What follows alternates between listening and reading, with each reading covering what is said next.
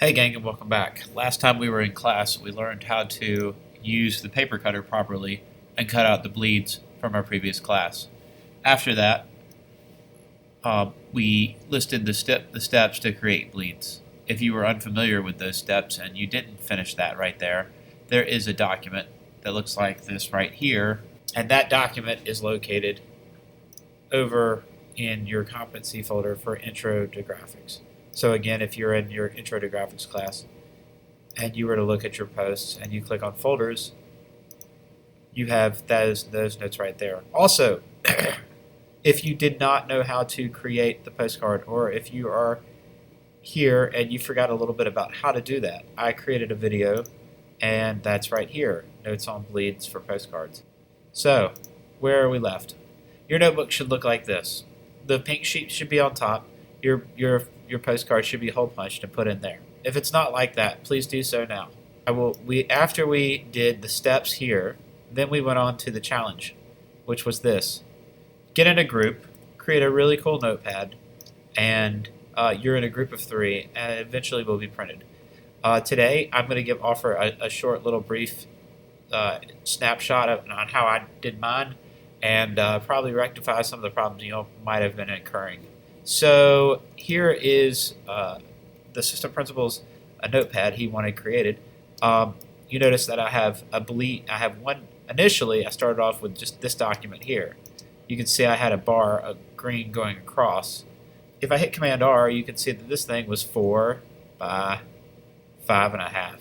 So with that being said, I exported that as a PDF, and then all I did is when I got over here, I took one document. Let's see if I can click on one.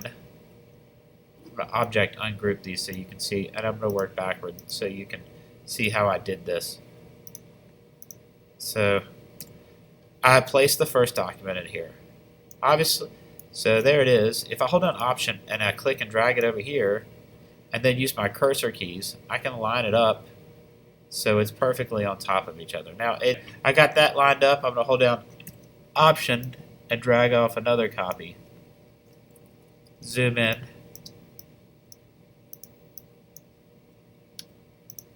And I'm going to move this to right there. Perfect. Fits the slot. Create another copy. And move it. Now, there we go. All 4 are on the page. The problem is, initially if you do this, your images might be bigger than your page. And if that's the case, grab rubber band over all of them and shrink them down. Now in this case, I've already done that shrinking, and this is about where they're at right here. So just to explain this to you, I went 4 up. I have a little diagram I created here. This is an example of going 4 up. I have 4 copies of the same thing on here.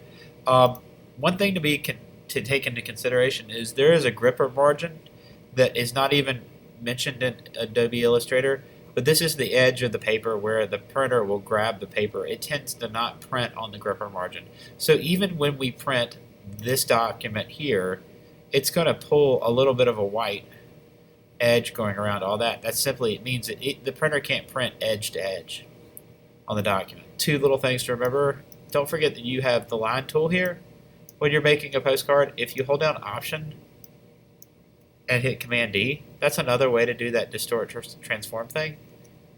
I'm going to be circling the room to make sure that your sheets are all set up properly.